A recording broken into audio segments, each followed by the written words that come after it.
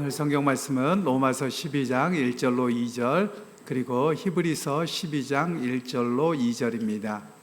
그러므로 형제들아 내가 하나님의 모든 자비하심으로 너희를 권하노니 너희 몸을 하나님이 기뻐하시는 거룩한 산 제물로 드리라. 이는 너희가 드릴 영적 예배니라.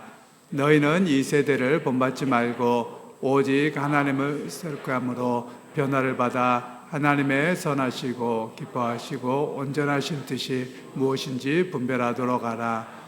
이러므로 우리에게 구름같이 둘러싼 허다한 증인들이 있으니 모든 무거운 것과 얽매이기 쉬운 죄를 벗어버리고 인내로서 우리 앞에 당한 경주를 하며 믿음의 주여 또 온전하게 하시는 이 예수를 바라보자. 그는 그 앞에 있는 기쁨을 위하여 십자가를 참으사 부끄러움을 개의치 아니하시더니 하나님 보좌 우편에 앉으셨느니라. 아멘. 오늘은 다시 걷기 변화된 삶으로 나아가다라는 제목으로 말씀을 전하겠습니다. 오늘은 고난주간 토요일입니다. 마지막 날 보통 교회에서는 두 가지로 지켜지긴 합니다.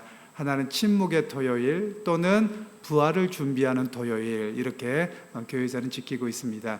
그래서 보통 교회에서 토요일은 모여서 주님의 부활절을 준비하면서 우리가 계란을 삶기도 하고 또 성도들 가운데 또 어렵고 힘든 이들을 돌보기도 하는 그런 시간들이 바로 이 토요일이 되겠습니다.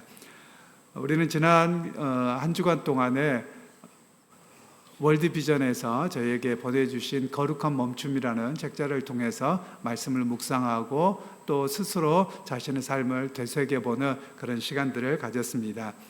우리가 첫 번째로는 내 마음의 방향을 묻고 그리고 작은 한 걸음을 내딛으며 그리고 확증한 사랑을 확인하고 하나님이 여시는 미래를 바라보자라는 주제로 계속해서 말씀을 나누었습니다. 이제 우리가 거룩한 멈춤은 이제 오늘로 멈춰지지만 거룩한 멈춤 이후에 어떻게 해야 되느냐, 영원히 멈추는 것이 아니라 자신을 정비하고 새롭게 어떤 새로운 발걸음을 걸어가야 되는가, 오늘 그런 말씀으로 우리에게 이야기를 하고 있습니다. 결국 멈춤이라고 하는 것은 제자리 걸음을 위해서 또는 뒤로 바라보기 위해서 있는 것이 아니라 과거의 삶을 되돌아보면서 어떤 새 힘으로 새로운 삶을 살아갈까, 새로운 삶을 일구어 갈까, 이런 제목들이 바로 오늘 말씀이 되겠습니다. 먼저 우리가 새로운 발걸음을 위해서는 첫 번째로 나를 드리는 영적 예배자가 되어야 한다라는 말씀을 우리가 기억하면 좋겠습니다. 로마서 12장 1절 말씀을 우리가 다시 한번 읽겠습니다. 그러므로 형제들아 내가 하나님의 모든 자비하심으로 거룩한 산 제물로 드리라. 이는 너희가 드릴 영적 예배니라. 아멘. 거룩한 멈춤을 통해서 우리에게 이야기하고 계시는 것은 이제 새로운 삶을 살아갈 때 새 출발이 어디에 있느냐, 우리의 삶의 예배로 이어져야 된다라는 말씀을 우리에게 전하고 있습니다. 우리가 보통 세대 간에 좀 차이가 있기는 합니다. 제가 이렇게 찬양 사역자들을 만나보고 또 젊은 사람들을 만나보면서 어른들은 중요한 게 뭐냐, 이 공예배가 중요하다, 이렇게 이야기를 하죠. 그러면서 젊은 세대들을 보면서 공예배를 도대체 잘 안 드려, 이런 이야기를 합니다.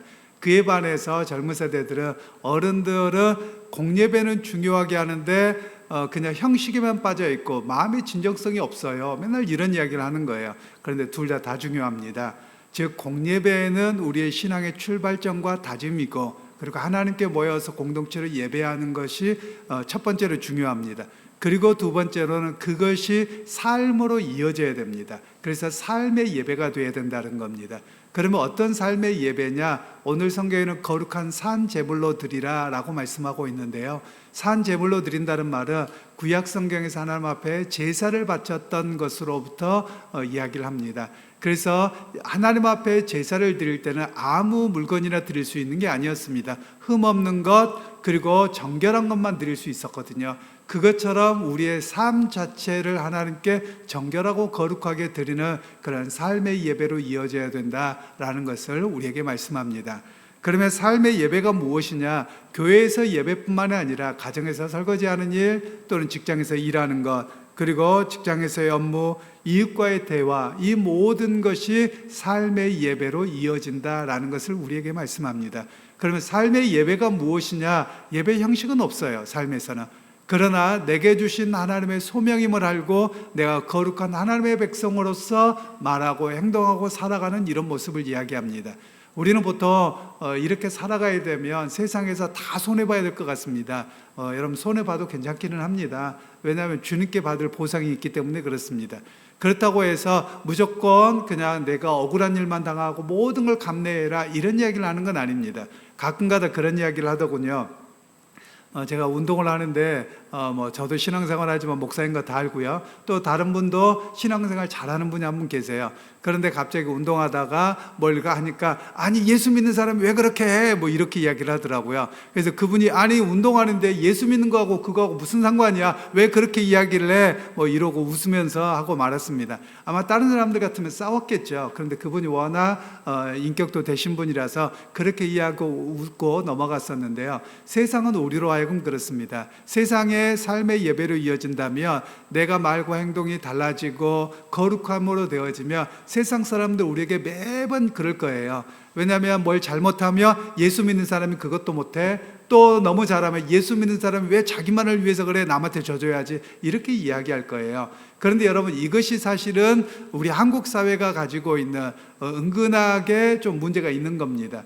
그러나 제가 외국에 살아본 입장에서는 그런 이야기를 하지 않더라고요. 예수 믿는다고 해서 뭐하고 예수 안 믿는다고 해서 뭐하고 이렇게 하지 않습니다. 자기에게 주어진 삶을 그냥 인정해 주는 겁니다. 그래서 오늘 우리가 삶의 예배라고 하는 것은 삶의 자리에서 나의 신앙의 정체성, 내가 거룩한 하나님의 백성 되었음을 잊지 않고 세상에서 최선을 다하면서 살아가는 것이 우리의 모습이라고 할 수 있겠습니다. 그래서 멈춤을 통해서 회복된 영성으로 세상의 길을 걷되 그 걸음걸이가 그리스도를 나타내는 그리스도의 향기로운 제물이 되는 바로 그리스도의 향기를 나타내는 예배자가 되어야 함을 우리에게 말씀합니다. 여러분, 보통 그렇지 않습니까? 우리가 우리나라에서 향수를 많이 쓰지 않습니다만 향수를 뿌리잖아요. 그러면 향수를 엄청 세게 뿌리지는 않을 거예요. 뿌리면은 지나가고 나면 또 가까이 갔을 때 향이 나는 거죠. 그것처럼 저 사람이 크리스찬인지 몰라도 그냥 저 사람이 지나간 자리, 그리고 저 사람이 말한 뒤에를 보면 뭔가가 좀 푸근해졌어, 따뜻해졌어, 이런 모습이 우리에게 있어야만 하는 것이죠. 바로 그것이 삶의 예배라고 말할 수 있는 겁니다. 여러분, 구체적인 실천들을 이야기하면 이렇습니다. 여러분, 식당을 가시거나 어딜 가시거나 그러면 여러분 어떻게 해야 합니까? 그런데 우리는 대체적으로 너무 바쁜 것 같아요. 그래서 제가 유심히 살펴봅니다. 그러면 어떤 분들은 자기가 사용하고 의자들을 다 집어넣습니다. 그러면 여러 가지를 또 정리도 해놓습니다. 그에 반해서 어떤 사람들은 다 어지러워 펴놓고 가는 거예요. 그걸 보면서 똑같은 사람들인데도 불구하고 어떤 사람은 그 사람이 일어난 자리가 깨끗하고 어떤 사람은 그렇지 않더라라는 겁니다. 물론 예수 안 믿는 사람들도 그렇게 할 거예요. 그런데 예수 믿는 사람들은 어딘가 모르게 우리의 삶이 바뀌었다며 다른 사람을 조금만 배려하며 훨씬 더 뒤에 갔을 때 저 사람은 참 이렇게 자리도 깨끗하게 해놓고 또 자리 정리도 해놓고 가서 참 좋더라, 이런 이야기가 되는 것이 바로 삶의 예배로 한 단계 성숙해져가는 그런 모습이라고 할 것입니다. 여러분, 우리가 교회에서만이 아니라 세상에서도 그런 모습으로 거룩한 향기를 드러내는 자리에서는 그런 우리 모두가 되시기를 주님의 이름으로 축원합니다. 이제 두 번째로는 이 세대를 본받지 않고 거룩한 구별 걷기로 시작해야 함을 이야기하고 있는데요. 로마서 12장 2절 말씀 다시 한번 읽겠습니다. 너희는 이 세대를 본받지 말고 오직 마음을 새롭게 함으로 변화를 받아 하나님의 선하시고 기뻐하시고 온전하신 뜻이 무엇인지 분별하도록 하라. 아멘. 다시 걷기를 시작할 때 가장 우리가 조심해야 될 게 있습니다. 그게 뭐냐면 관성의 법칙입니다. 관성의 법칙이라고 하는 것은 마치 우리가 고무줄을 쭉 잡아당겼다가 계속 이렇게 있지 않아요. 놓으면 원래 자리로 돌아가는 겁니다. 우리 모두가 마찬가지입니다. 내가 이 거룩한 멈춤을 통해서 주님 앞에 결단하고 새로운 삶을 시작하려고 하지만 그냥 우리가 긴장의 끈을 놓는 그 순간 다시 과거로 돌아가 버리는 겁니다. 그리고 우리가 살아가는 세상은 매번 우리에게 그런 이야기를 하고 있죠. 그것은 너는 남들보다 더 빨리 뛰어야지 성공하는 거야. 그리고 소유가 곧 행복이야. 그것을 위해서 열심히 살아야 돼. 이런 메시지가 끊임없이 우리에게 주어지거든요. 그래서 여러분, 이것으로부터 우리를 구별해야만 합니다. 제가 지난 한 주간 동안 이렇게 지나가면서 제가 뉴스를 전혀 안 본 건 아니고요. 뉴스를 거의 안 봤습니다. 전혀 안 본 거하고 거의 안 본 거하고는 좀 다르죠.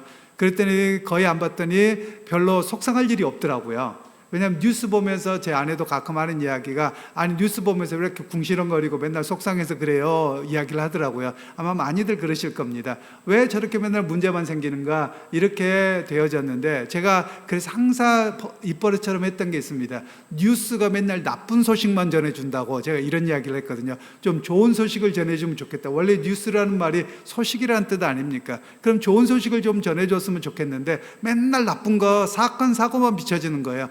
염려만 더 되는 겁니다. 그래서 이번 주간 동안 거의 뉴스도 보지 않고 핸드폰도 보지 않고 뭐 특별하게다기보다 꼭 봐야 될 시점 아니면 아예 그것도 멈춰봤거든요. 그랬더니 세상이 고요하더라고요. 아니 제 마음이 고요하더라고요. 그러면서 이런 일들을 조금 더 실천해야 되겠다 이런 생각을 했더랬습니다. 여러분, 그래서 우리가 세상의 소리를 많이 들으면 들을수록 우리의 마음을 흔듭니다. 그리고 고요해졌던 우리의 마음을 흔들어서 세상의 그 조급함 속으로 우리를 또 물들게 하는 것이 오늘 뉴스고 또 세상의 이야기라는 것을 우리가 기억할 필요가 있겠습니다. 그래서 오늘 성경에서는 너희가 마음을 새롭게 변화를 받아 라고 말씀을 합니다. 이 말은 매번 마음을 결단해야 된다라는 겁니다. 우리가 한번 결단했다고 끝까지 승리하는 사람 거의 없습니다. 그래서 매 순간 결단하고 매 순간 노력하지 아니하며 우리의 마음이 무너질 수밖에 없다라는 것을 우리가 기억할 필요가 있겠습니다. 이제는 우리가 새롭게 함으로 새 걸음을 걸어갈 때는 새로운 가치관을 따라 살아가야 된다는 것을 말씀합니다. 제가 제자훈련이나 주일에 끊임없이 말씀하고 있는 게 뭐냐면, 우리가 하나님 나라로 살아가는 사람은 어떤 사람이냐? 세상의 가치관으로 살지 않는 사람입니다. 하늘의 가치관, 성경적 가치관을 따라 살아야 됩니다. 물론 우리가 세상에 발을 붙이고 살지만 그렇습니다. 그런데 오늘날 주변에서 들려지는 소리, 심지어 교회에서 들려지는 소리, 성도들의 대화 속에, 목회자들의 대화 속에서도 세상의 소리밖에 없습니다. 좀 만나면 어떻게 하나님의 거룩한 일을 할까? 만나면 어떻게 교회를 좀 더 섬길까? 만나면 어떻게 좀 더 하나님 기뻐하시는 일을 해볼까? 이런 이야기가 돼야 되는데, 우리의 대부분의 대화는 그냥 세상에서 문제거리, 전쟁 났다더라, 누가 문제다더라, 그리고 누구는 어떻다더라, 맨날 이런 이야기만 머물러 있는 겁니다. 세상의 소리에 머물러 있는 것이죠. 사실 교회 안에 들어와 있고 주일에 모여 있어도 결국 우리의 대화가 세상의 대화로만 머물러 있다면 세상의 가치관으로 멈춰 있다라는 겁니다. 그래서 오늘 이 거룩한 멈춤을 통해서 우리가 이제 새로운 가치관으로 변화를 받아야 됩니다. 그럼 새로운 가치관은 어떻습니까? 하나님 나라의 가치관입니다. 하나님 나라의 가치관으로 산다라는 것은, 그러면 내가 교회를 어떻게 섬길까? 어떻게 하면 주님을 좀 더 기뻐하고 어떻게 하면 내가 조금 더 주님을 닮아갈 것인가? 이런 모습이 우리에게 있어야만 한다라는 것입니다. 제가 자주 말씀드리는 것처럼 어떤 분들은 우리가 세상적인 가치관은 이렇습니다. 뭐냐면 우리가 봉사하고 섬기면 왜 맨날 나만 해? 왜 이렇게 힘들어? 맨날 이렇게 보는 거거든요. 여러분, 교회를 봉사하는 일, 그리고 예배 자리에 나오는 일 쉬운 일 아닙니다. 힘든 일입니다. 그런데 우리 하나님이 기뻐하시는 일이기 때문에 우리가 감당하는 일입니다. 여러분, 그것처럼 우리가 사람을 바라보고 수고스러움을 묵상하며 더 힘들 겁니다. 그런데 여러분 생각해 보세요. 우리 보통 예전에 제가 뉴스가 아니라 텔레비전을 보니까 아마 그 연예인이 음식점을 했던 것 같습니다. 그런데 장사가 잘 될 때는요, 너무 눈꽃을 새 없이 바쁩니다. 그런데 몸이 하나도 안 아프답니다.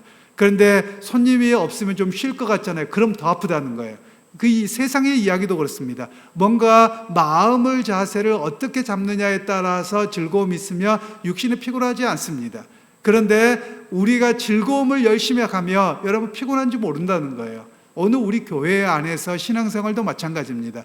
우리의 초점이 주님께로 맞춰져 있다면, 주님이 기뻐하실 일이라고 생각하고 우리가 헌신하고 봉사하고 사역을 감당하며 여러분 기쁨이 넘칩니다. 그런데 그것을 자꾸 일로 바라보며 나만 시키는 것 같고 맨날 나만 해야 되는 것 같고, 이게 바로 세상적인 가치관에 있다라는 겁니다. 물론 일을 열심히 하면 몸이 안 피곤하지는 않습니다. 피곤하긴 합니다. 그런데 내가 드려진 것, 내가 헌신한 것이 주님께 드려진 일이라며 우리가 하루의 일과를 마치고 주님이 기뻐하셨겠지, 이런 마음으로 우리의 마음이 다잡아지는 것이죠. 바로 그것이 마음을 새롭게 함으로 변화를 받아 주님 앞에 새로운 가치관으로 살아가는 겁니다. 세상 안에서도 마찬가지입니다. 세상 안에서도 그냥 다른 사람들에게 본이 되는 거, 다른 사람에게 특별하게 살아가야 되는 게 여러분 쉽지 않습니다. 언젠가 저희 작은아이가 저희보다 먼저 나와서 한국에서 1년을 살았습니다. 그런데 아이가 그런 이야기를 하더라고요. 아빠, 한국에 살까 브라질 살까 좀 고민스러워요 라고 이야기를 해요. 그래서 왜, 아무 데나 너가 기뻐하는 대로 하면 되지, 뭐 그런저런 이야기를 좀 나눴어요. 그런데 제가 무슨 이야기를 먼저 했냐면, 야, 너가 브라질 사는 게 좀 더 낫지 않아? 왜냐하면 브라질에 살면 너는 한국 사람인데다가 한국말도 하고 포르투갈어도 하고, 그리고 한국 사람들이 수학머리가 뛰어나니까 너가 특별하다고 사람들에게 인정받잖아 라고 이야기를 했거든요. 그랬더니 아이가 거기 살 때는 몰랐다는 거예요. 그런데 한국에 들어와서 살아보니까, 아빠, 한국이 너무 편한데요. 그래서 뭐가 편하니? 누군가에게 내가 한국의 대표주자로 살지 않아야 해도 돼요. 그냥 한국 사람들 다 똑같은 사람들 속에 사니까 너 외국 사람이지 누가 묻지 않는다는 거예요. 그런데 외국에서는 동양의 얼굴을 갖고 있고 이렇게 살아가기 때문에 대화를 하다 보면 너 코레아노야? 라고 물어보는 거죠. 그럼 그래 라고 이야기하면 그때부터 행동과 이런 것들이 벌써 긴장도가 높다는 거예요. 그래서 아빠 때로는 거기 살아가는 게 힘들 때가 있어요 라고 했던 기억이 납니다. 여러분, 어찌 보면 이런 모습이 우리의 모습과 같습니다. 우리가 세상에 살아갈 때 분명히 표가 납니다. 표가 안 나지 않습니다. 그냥 똑같은 사람 같은데 우리에게 그리스도의 향기가 나타나야 되고, 그러면 항상 긴장된 삶이기는 합니다.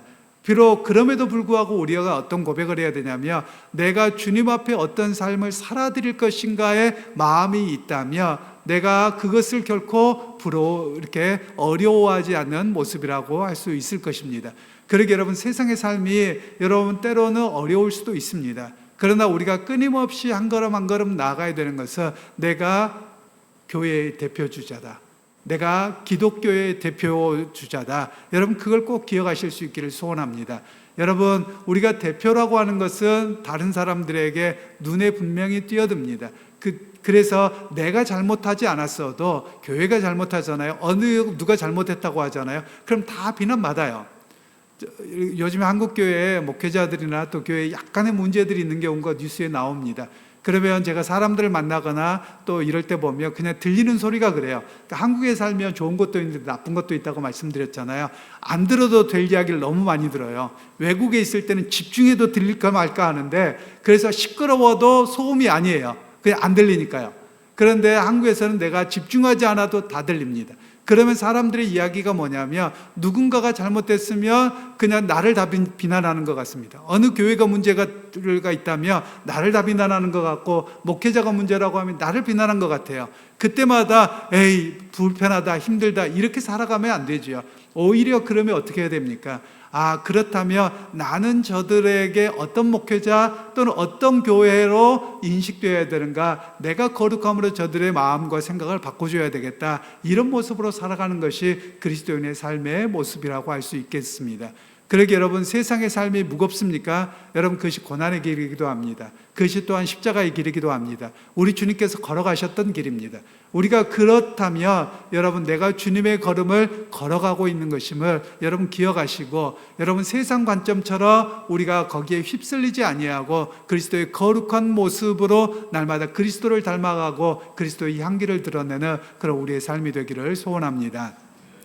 이제 세 번째로 예수님을 바라보는 인내의 경주를 해야 된다라고 말씀하고 있는데요. 히브리서 12장 1절로 2절 말씀 다시 한번 합독하겠습니다. 이러므로 우리에게 구름같이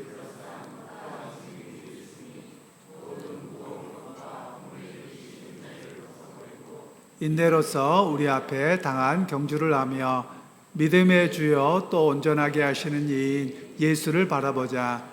그는 그 앞에 있는 기쁨을 위하여 십자가를 참으사 부끄러움을 개의치 아니하시더니 하나님 보좌 우편에 앉으셨느니라. 아멘.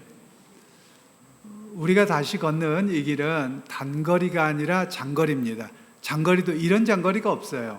제가 예전에 그 마라톤을 뛰었다고 말씀을 드렸습니다. 마라톤이라고 해봤자 중학교 시절에는 하프 마라톤입니다. 15km를 뛰는데요. 처음에는 정말 죽을 것 같습니다. 저는 저만의 호흡법이 있습니다. 원래 그 육상할 때 호흡법이 있는데 저 나름대로의 호흡법을 이렇게 훈련을 해서 호흡법을 하는데요. 정말 한 1km, 2km 뛸 때까지는 가슴이 터질 것 같아요. 그런데 그 고비만 넘기잖아요. 그러면 힘든 줄 모르고 그냥 끝까지 뜁니다. 그런데 물론 끝까지 뛰더라도 가다 보면 오르막길도 있고요. 그리고 가다 보면 떼약볕도 있습니다. 그런데 거기까지를 끝까지 뛰고 나면 야, 내가 잘 뛰었다. 그런데 뛰면서는 항상 무슨 생각이 든 줄 아십니까? 뛸까 말까 스톱할까 말까 맨날 이러거든요. 내가 내일부터는 절대 안 뛴다, 이런 생각이 맨날 왔다 갔다 하더라는 거죠. 어렸을 때도 마찬가지입니다. 그런데 뛰고 나면 그 성취감 때문에 야, 내일 또 뛰어야지, 그리고 또 자동적으로 뛰어지는 겁니다. 어찌 보면 우리의 인생의 걸음이 그렇습니다. 믿음의 경주를 해나가는 길이 믿음 따라서 내가 거룩함으로 살아야지 매번 고민스럽습니다. 아, 내가 예수 믿는다고 이렇게 살아가니까 괜히 손해나는 것 같고 때려치울까, 그냥 다른 사람들처럼 똑같이 살까, 이게 매번 우리 안에 고민이 될 겁니다. 그런 가운데도 그것을 잘 견디며 마지막에 하루를 마쳤을 때, 또는 내 인생의 경주를 마쳤을 때, 아, 주님이 기뻐하실 만한 삶을 내가 그래도 살아오고 있었구나, 이렇게 스스로를 위로하게 되어지는 것이죠. 그러기에 여러분, 오늘 우리가 장거리 경주를 할 때는 또 페이스 조절도 잘 해야 됩니다. 오늘 은혜 받았다고 해서 오늘 다 쏟아버리면 여러분 안 돼요. 물론 오늘 은혜 받아서 꾸준하면 좋은데 사람은 꼭 그렇지 않더라고요. 왜냐하면 은혜 받아서 정말 전력 질주를 할 때가 있지만 또 때로는 묻어나고 또 고달픈 오르막길이 있기도 하거든요. 믿음 생활하면서 왜 이렇게 힘든가, 왜 이렇게 어려운가, 나만 이렇게 어려운가, 이런 시간들이 있기도 하거든요. 그런데 그 길을 잘 견디고 넘어가야 되는 겁니다. 그러면 어떻게 페이스를 조절하느냐? 내가 은혜를 받았을 때, 또 내가 기쁠 때는 열심히 하는 겁니다. 그러다가 조금 내가 정체기에 있을 때는 조금 페이스를 늦추는 거예요. 멈추면 안 돼요. 멈추면 안 되고 천천히 가는 겁니다. 그러면 그 가는 중에 몸이 회복이 되는 겁니다. 실제로 그러는 것처럼 우리의 신앙생활도 그렇습니다. 많은 분들이 조금만 시험에 들고 어려우면 거기서 스탑을 해버립니다. 그러면 여러분 더 이상 진보가 없거든요. 근데 스탑하지 말고 거기서 조금 천천히 걷는 겁니다. 그러면 다시 몸이 회복되고 신앙이 회복되고 또 기쁨이 있어서 더 뜨겁게 달려갈 수 있는 그런 시간들이 있게 마련이거든요. 그러게 여러분 꼭 기억하십시다. 내가 지금 은혜를 받아서 내가 정말 교회를 봉사하고 하나님의 나라를 할 때가 있다면 또 때로는 천천히 갈 때도 있고 또 은혜 주시면 더 땡겨서 갈 때도 있고, 여러분 그런 페이스들이 있다는 사실을 우리가 기억하면서 걷는 우리 모두가 되었으면 좋겠습니다. 그리고 이제 우리는 누구에게 시선을 고정해야 되느냐면 세상에 고정하는 것이 아니라 예수님께 시선을 고정해야 된다. 오늘 성경은 말씀합니다. 예수님을 바라보자 라고 말씀하시거든요. 예수님을 바라보는데 어떤 바라봄이냐? 예수님의 십자가에서 죽으셨다가 부활하셔서 승천하셨습니다. 승리하셨습니다. 그래서 승리하신 그 주님을 바라보면서 내 인생에도 승리할 것을, 내 인생에서도 주님과 함께 은혜의 자리에 나아갈 것을 바라봄으로 우리가 살아가야 됨을 오늘 성경은 이야기를 하고 있습니다. 그러기에 사랑하는 성도 여러분, 이 거룩한 멈춤의 그 멈춤의 시간은 이제 새로운 시작을 위한 발걸음이라고 말씀할 수 있습니다. 내일은 부활절입니다. 그러면 여러분 우리가 일주일 동안 신앙생활하면서 이렇게 했던 거, 야, 요때 다 지나갔다, 이제 막 살자, 여러분 그러면 안 됩니다. 여러분 이 시간에 거룩함으로 살아내는 시간이었다면 여러분 계속해서 거룩함으로 살아가야 됩니다. 물론 지금 금식한 것처럼 맨날 해라 이런 건 아닙니다. 여러분 기회가 된다면 이 금식을 통해서 내가 무엇을 깨달았는가, 또 새벽기도 나오지 않다가 새벽기도를 나오면서 내 신앙이 어떠했는가를 점검하는 겁니다. 그러면서 또 기회가 되면 새벽기도를 나오기도 하고 또 때로는 금식도 하고 또 때로는 교회를 향한 봉사와 주님을 생각하는 것을 하는 겁니다. 여러분들은 금식을 하면서 무엇을 생각하셨습니까? 음식만 생각하셨습니까? 아니면 그리스도를 닮아가는 고난을 생각하셨습니까? 아마 음식을 생각하는 것도 고난이었을 것 같긴 합니다. 저도 보니까 어저께 처음으로 음식 냄새가 나더라고요. 그전까지는 음식 냄새가 안 나더니요. 그래서 끝나기만 해봐라 이런 생각이 저도 들기는 하더라고요. 어저께 처음 들었습니다.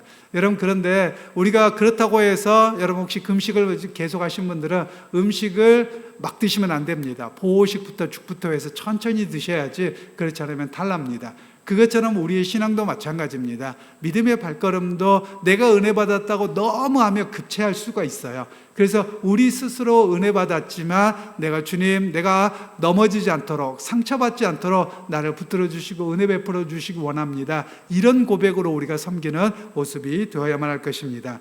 그래서 거룩한 멈춤은 이제 거룩한 발걸음의 시작입니다.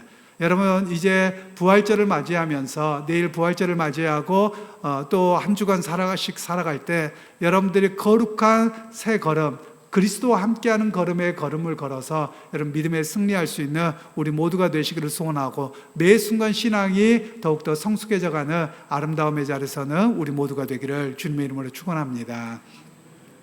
우리 함께 공동체 기도문 같이 기도하겠습니다. 기다림과 침묵의 주인이신 여호와 하나님, 고난의 주간의 마지막 날 새벽을 우리에게 허락하시니 감사합니다.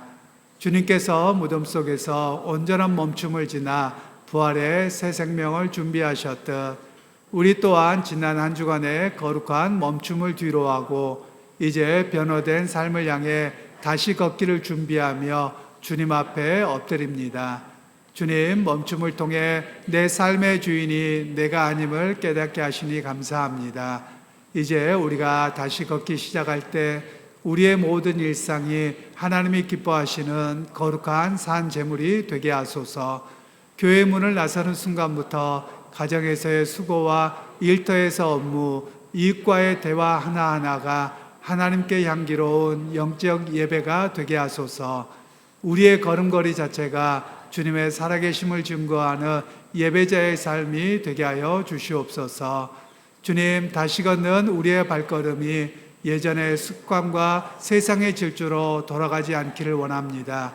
더 빨리 더 많이를 외치는 이 세대의 풍조를 본받지 않게 하시고 오직 마음을 새롭게 함으로 변화를 받게 하소서.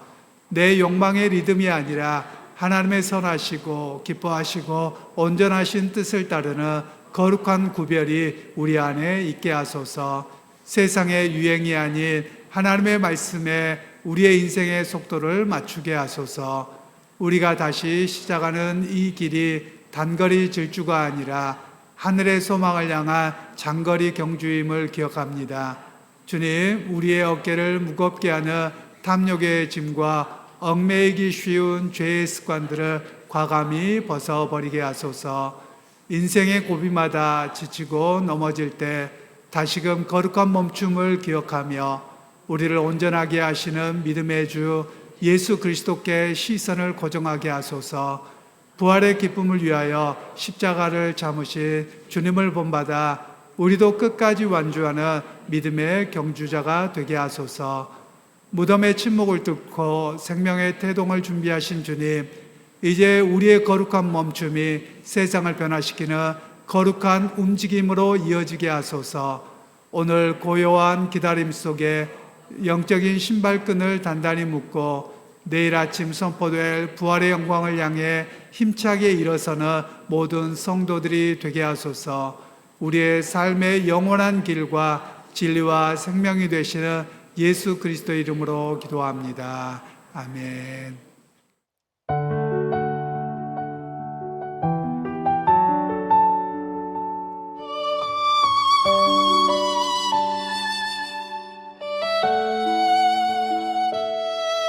어둠 속에도 나와 함께 계신 주의 사랑 내 맘 채우네. 넘어져도 주 품에 안기면 새 힘 얻어 다시 일어나네. 예수님 항상 내 곁에 계셔. 내 모든 길 인도해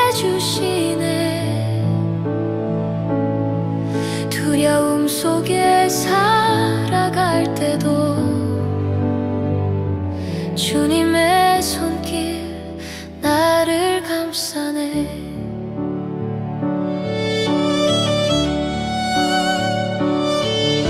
찬바람 불어도 두렵지 않아. 주 안에 쉼이 있기 때문 희망의 빛으로 비춰주셔서 내 영혼 평안히 노래하네. 예수님 항상 내 곁에 계셔. 내 모든 길 인도해 주시네. 두려움 속에 살아갈 때도 주님의 손길 나를 감싸네. 주님과 함께 걷는 이 길 언제나 평화가 머물러. 영원한 사랑 내 마음에 깊이 새겨진 약속이야. 예수님 항상 내 곁에 계셔.